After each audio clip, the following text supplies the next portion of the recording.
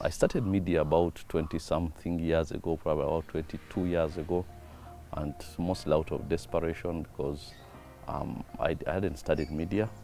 I had failed to find work in what I had studied, and I was just somewhere there. Then I met a friend of mine who told me that I could join the media. I said, but I didn't study it. He said, there are so many people there who didn't study anything to do with media. So he introduced me to somebody, and I started writing. Thankfully, my writing was liked, and so I moved from there. The newspaper which I first wrote was called The Crusader, and it folded 2 years after I joined it, about a year and a half or two after I joined it. So that should have been around 1999, I think, is when it folded. So I left The Crusader and I moved to the New Vision, where I stayed from around fully employed from 2000, from 99 really up to 2009, 10 years. That's when I left actively being in the media. But I stayed as a columnist, a sports columnist for a while, but then left that too after some time. So there was a new TV. WBS had only started in 1998. And previously there was, of course, UTV, now UBC. So we thought about starting a sports show. We went to MTN, they said they would sponsor it, and so we started a sports show along with Mark Sally and the late Kenneth Matovu, who died in 2001. Actually, we started on 2nd January 2000. And it lasted for quite about 15 years before we left it. But then, of course, we had a brief moment still with Mark Sally and somebody else at NBS. There was also the radios and still doing sports. So in all those years, from about 99 all the way up to about 2015, I was involved in either kind of sports media, from TV to from media, from print to television to radio. So basically we pioneered the whole sports electronic thing: radio, the television, analytical, and yeah, in the electronic media. Yeah, there are factors that have affected the media generally, not just even in East Africa. There's been a whole turnaround of the way things are done. First of all, newspapers all over the world are struggling a lot because of the advent of social media. First of all, the electronic media took something away from the print media, because people didn't have to wait up to tomorrow's newspaper to find out what happened. They could watch that on TV and see the full. So that kind of took something away. But now when social media came, it took away from both of them, because now news is so instant and it's projected in a certain way. People have a choice of deciding which kind of news they want to get. So if they want news about something specific and not the other, they can vet it by themselves because of all the options that social media gives. So all over the world, newspapers are struggling. Now, in countries where they're traditionally strong, let's say like in the UK, which has mostly been the home of print media, you see that most of them went electronic through websites, expecting to get advertising, but now more advertising is going through social media. So what they do is they put up payment walls to read the content. They'll just give you a snippet of it, just something to draw your attention, and then they say you pay, and they put very little, £2 a week, $2 a week or something like that. But still, it's not earning them a lot of revenue, because so many of the people who were their readers, when the payment wall comes out, some of them have only managed to convert as little as 5% into actual paying people. So you see there's a general struggle across board. And some other newspapers like Guardian have even taken the extraordinary step of asking people to donate willingly, as little as $1 or something like that, to see that they continue doing their kind of journalism. So it's a struggle all over there. But the struggle is bigger than just the introduction of electronic and now introduction of social media. There's in East Africa and in Uganda, let's say I'll start from here, but even let's say Uganda, Rwanda, Tanzania, there's excessive strong arm from politics that kind of affects media, because there's not entirely freedom of media. And you see, when media is not free, it's hard enough to sell free media, as you've seen in developed countries. Now, selling not free media is even harder, because there people can write what they want, but still they struggle to sell it. Now here, there is the whole self-censorship of, if I write this, it's going to put me in trouble, and so many people stay away from it, so they keep in safe zones. So the media is not cutting edge. It is not the kind of thing that you would want to look forward to reading, because the person who is writing it, you can tell, is giving less than 20% of what they know. And I remember I used to see that when I was in the newsroom, and especially there were all these campaign season. So there are photographers who come, and so photographers come from different camps. So we all converge at the photo desk to see pictures, what's happening. And you see this camp had bigger crowds and this one and so on. But then the next day, the one which had smaller crowds, the one which has bigger crowds in the paper, and the one which has, and there's a lot of all that. Because of course, newspapers have to censor themselves, because there are repercussions when they fall out of a certain line, and it's known. Uganda, Rwanda more so, okay? So Rwanda actually is almost iron fist. There is very little you can do outside of a certain, line of thinking. So Tanzania is getting there also, where it's a bit iron fist, it's not as free as it is. And then the thing with Tanzania, there is the whole, sometimes the language thing can be a bit complex, because media for most part is consumed by a certain caliber of people, who mostly are, you would expect in countries like these ones, are English speaking. But now you find a society where very many people speak other languages other than English. Let's say Kiswahili in the case of Tanzania, and Kinyarwanda in the case of Rwanda. And so that can create, so you see, you produce content for just a specific group of elite people who can understand that level of content. So, and even then, that content has got to fit within very narrow political considerations of, you can't cross this line, otherwise you're in trouble. So that kind of curtails the media. As I've said, it's hard enough selling these newspapers, even in countries where they are free to write whatever they want. It's doubly hard to sell it when all that is censored. I remember I was on a television station someplace, and we were talking about the situation between Rwanda and Uganda, the tensions. At the time it had just started. They hadn't boiled over quite like they have right now. And I discovered that a lot more is said in commercial breaks than is said on air, because everybody is scared of, what they will say. So the actual news is if somebody could tap into what is said during the commercial breaks, that's where all the story would be, because there's a lot of self-censorship. People know a lot of things, but they will not say the things they know. Now, when we're in the commercial break, we talk with these people and they are telling you very powerful things. And as soon as the cameras are rolling, then everybody is so dignified and so on, and giving nothing else but platitudes and, offering generic solutions. And I'm thinking, the cost of self-censorship in the media is very high, because then people cannot sit there and say, I'm going to get cutting-edge material on a specific subject, because even people who know that cutting-edge material are scared to say it, because they have lives to lead, they have families and so on, and they have businesses to run and things like that. So that's a very big problem. Now Kenya, because of course they have been in a more democratic society, more than we have, their media is thriving a bit more, although they are struggling with the same things that causing struggle for newspaper elsewhere in the world. But you see, that's why they are buying newspapers here in Tanzania and so on. They're expanding their media outreach business-wise, because there is a lot more operation, room for freedom of expression, so they can write just about anything and not step on toes. But you see, now to balance that out, because of course every politician wants to have a grip on media, to balance that out, politicians own newspapers or own shares in newspapers, and that's a guarantee that they will not say nasty things about you.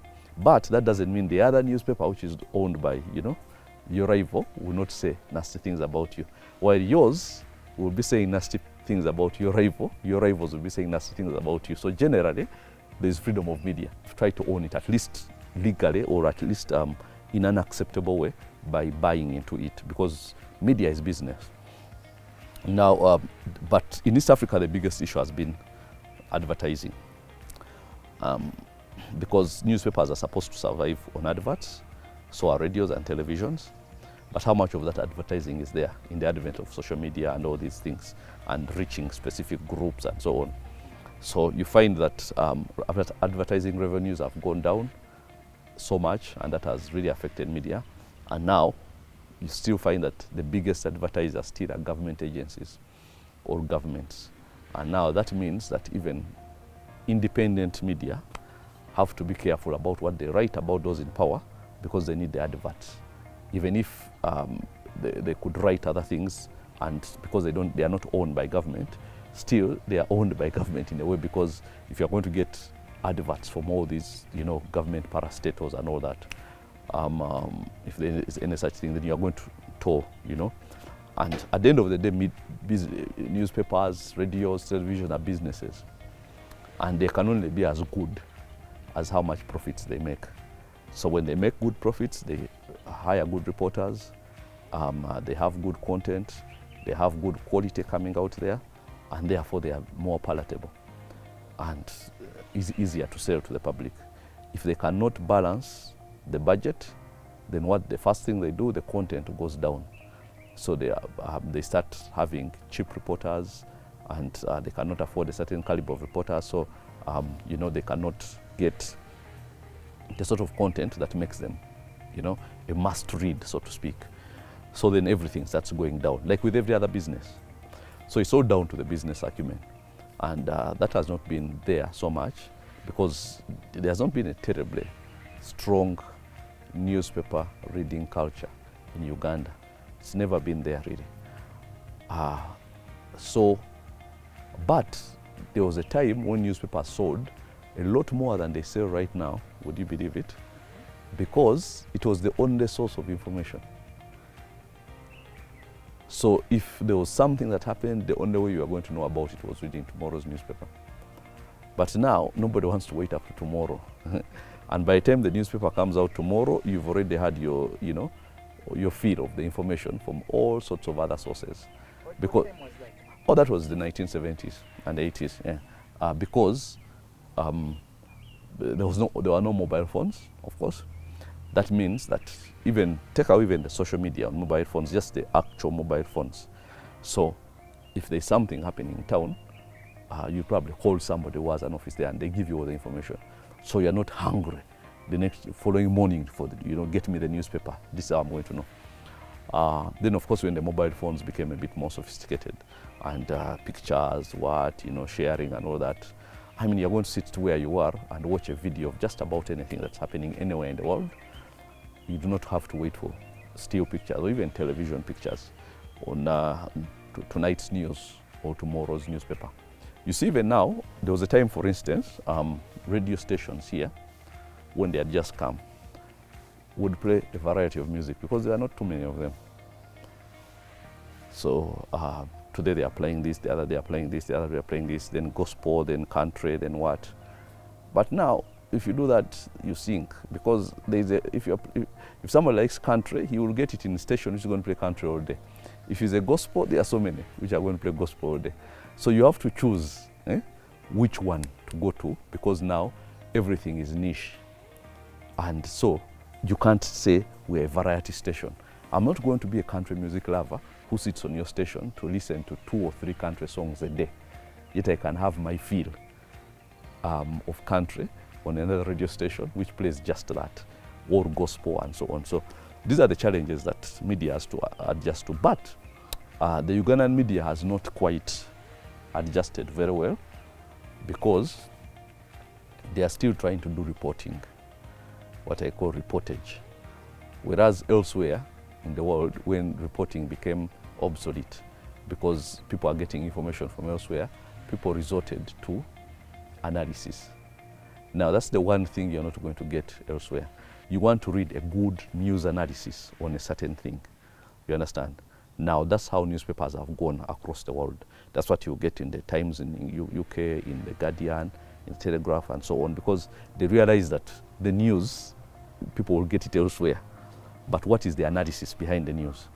Now, so you read, like, where people are saying that, you know, news is not supposed to be opinionated. No, it is actually now almost opinionated, because people want to read. There's an expert on this subject. What does he have to say about, something? Let's say there's something that happened yesterday in the news in Uganda, and I want to read somebody who is a political analyst to tell me what does this mean, let's say for the upcoming elections. So I go there not wanting the news I know, but wanting what's the analysis behind the news, which is a bit of what we started in sport, because we know people watch the games, okay? But we knew that people would watch the games. We are not giving results. We knew people know that, but they want the analysis, okay? Why did Man U start with so-and-so and not so-and-so? Why is he playing like this? What do you think about this? Just small tidbits, okay? And why do I think Barcelona is going to win this game against Man U and so on, and just analysis before the game and after the game. Now that's where the relevance comes, because everybody watches the game, but still they want to hear the analysis, okay? Why were we beaten? Now that's where you need an expert, okay, even not just somebody to give you the opinion. And say maybe they shouldn't have started with this so and so and so and so, because if they had started with this other player, he would have been more effective, the way these people play and so on.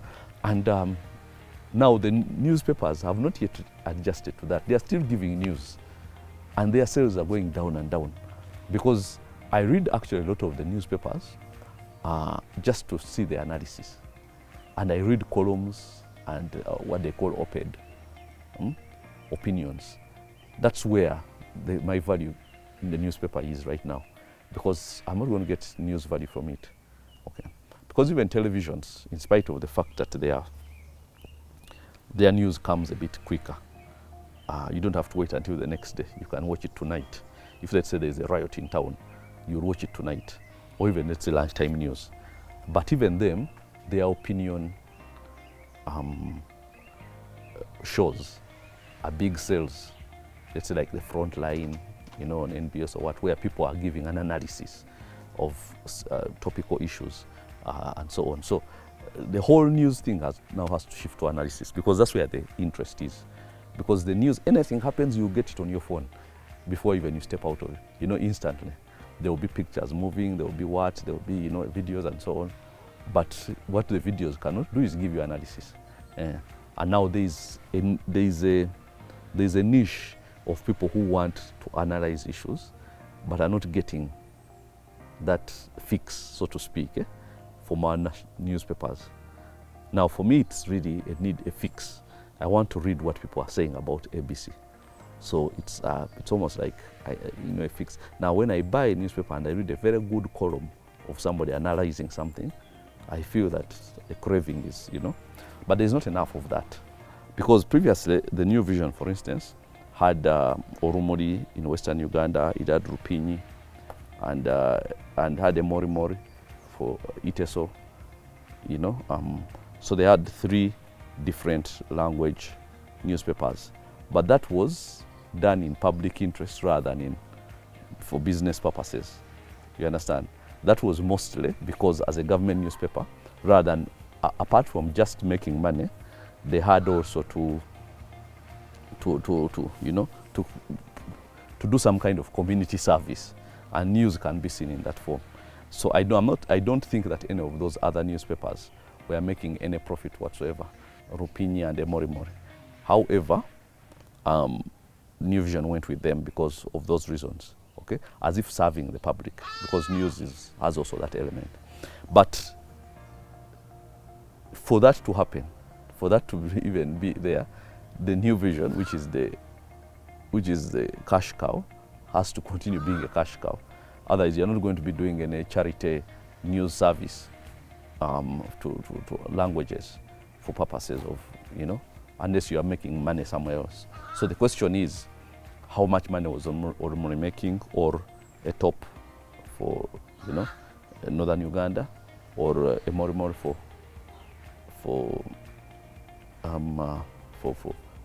Iteso. I don't think they were making that much money. So now if New Vision is going to sustain that community service, they have to continue. The leading cash cow, which is the New Vision newspaper, has to continue making money. Now for that to happen, there has to be an element of still going into analysis, news analysis. And that's the only way it can, because for purposes of news, it's very difficult for somebody to have to wait until the next day in this modern, fast food generation where everything is instant. So, and news, as much as anything else, coffee is instant, news is what, and all that. So, so to answer your question, the language options are going to be good actually for political mobilization more than for business. Okay? And I think that's the major concern, because if you want to send out a message across in different languages, like let's say for mobilization, political mobilization and so on, you need those media, because New Vision alone cannot get there, or even the English. Even Bucket Day is going to, the radio, the TV is central. So you want to spread your message across. So it's powerful for that reason. But for it to continue running, everything is down to profit. Is it being profitable? For now, of course, generally the whole establishment and this Vision Group is extremely profitable. But they have to look in the future how they can continue being profitable, and how the leading, the major, brand, that is the New Vision newspaper, has to continue being extremely profitable. The truth is, here in Africa, it will last for a while, but it will not take maybe 10, 15 years before the whole thing has to be rethought all over again. First of all, here in East Africa, the media will last a bit longer. There's a direct proportion between democracy and media. Okay? So when democracy is high, media interest is high, because then people know that what they are reading is what the journalist knows to the best of their knowledge. But when democracy is low, then media interest is low.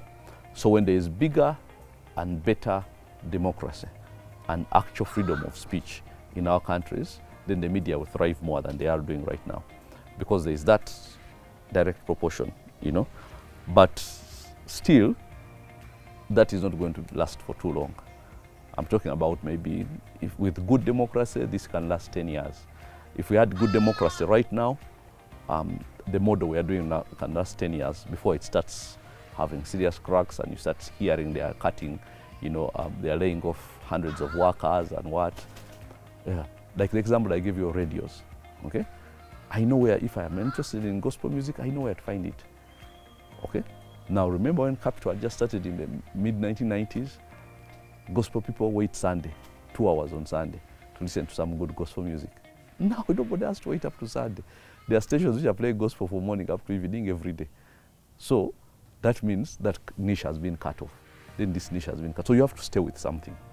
Now the question is, do we still have national newspapers? Are we going to continue having real national newspapers which cover the whole nation and what? Maybe not. As everything goes niche, even some of these newspapers have to adjust themselves and say, what niche are we serving? And how can we remain relevant to those ones we've chosen to serve? And if you find that, then you... Now, actually, the newspapers which seem to be doing well in America are regional newspapers of, okay, some of them have struggled also, but area newspapers, you see, which are not covering national news. And you see, there is those kind of people who are saying, let's say, for us, we are covering news in Minneapolis, okay? Or the greater Minnesota.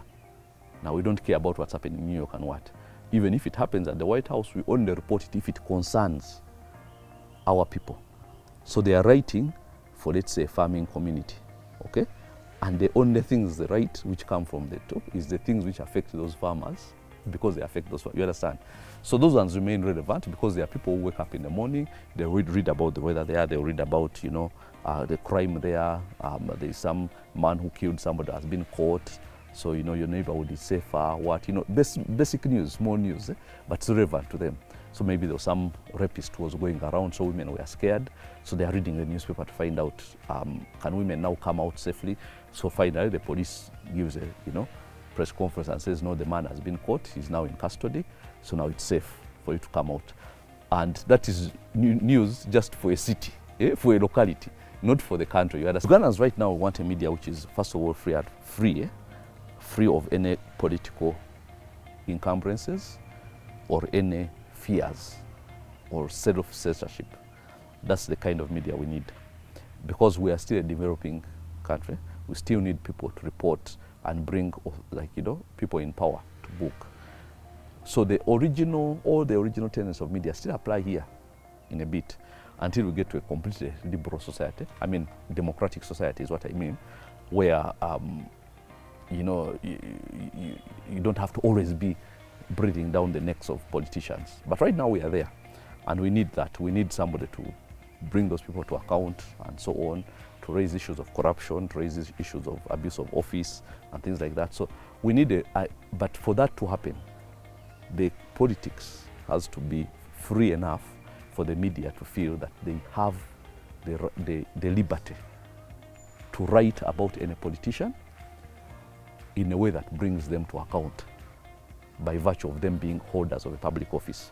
That's the sort of media that we need, which of course we do not have right now, where there is no repercussion, where there is no fear, and where there is no, you know, where the laws, the current media laws, which I'm sure you know, which are very, you know, draconian, have been taken out of the way.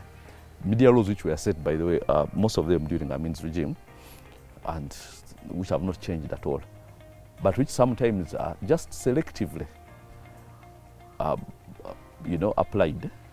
But that doesn't mean they cannot be applied when you cross a certain line. As long as the law is there, even if it is ignored, if it is not repealed, it can be used anytime by anybody. So we need a media which has a certain level of freedom, which we have not yet had. And now when that happens, because it will be our first time to have a free media, it will be novel. So it will be exciting. You understand? Because whereas other places, they've had enough of that, they are bored of it. For us, it will be a novel idea, and we will still be excited about it, and we will consume it when the politics is out of the way. In Kenya, they've kind of had it, because there's not been, after Moi, there's been a bit of liberty, you know, of speech. In Rwanda, they have absolutely never had it. Never, not even close, okay? Not even close. So now if they had it there, it will be very novel, where you can write about a president and in a critical way, and you know, and you're free to do it. Wow, their media sales will go high, shoot out of the roof, because they've not had that. So, and neither have we here, by the way. Only we are not as bad as them. There's a lot more liberty here than there is there. Now in Kenya, I spoke to, you know, a preacher one time, and he told me it's pointless putting a Christian program on a Christian TV. They will not watch it. He said the people you want to watch, you find them on their secular channels and you pay for them to be there. That's how they will see you. Because if you go to a Christian channel, so you're preaching to the converted, so to speak. So you'd rather go where they are, you know. So that's why I think, and that's the thinking for so many of the ministries. We don't want to create our own thing to speak to preach to the choir. We want to reach out there. So you go to a secular station, buy time there, and invade their viewers with your message. And they have seen it like that for the most part, not the way we've seen it in Uganda. Yeah, of course it does. Of course it does. By the time you start policing what people say on social media, that's a very, very low form of authoritarianism, the kind that you can only find in these countries of ours. Because it's one thing if you're policing official media, but now social media is a totally different thing. And there's a lot of interest in the powers that be in Uganda in what is said on social media, especially by people who have influence and so on, because they know that they influence a great number of people. But there's a better way of doing it. For instance, they can start their own Twitter handles and give information that is counters. Okay? That is the better way of doing it. You understand? Yes, so what you give an alternative thing. So you don't arrest somebody because he has spoken something that is lies on social media. Tell the truth. Okay? And if your truth stands out more than his lie, then he's drowned out. But you see, it's when people are so scared and they have been in power for too long and they are choking in the privilege of it, that they start policing social media. It's not supposed to be that way. It's not supposed to be. What is going to happen on social media?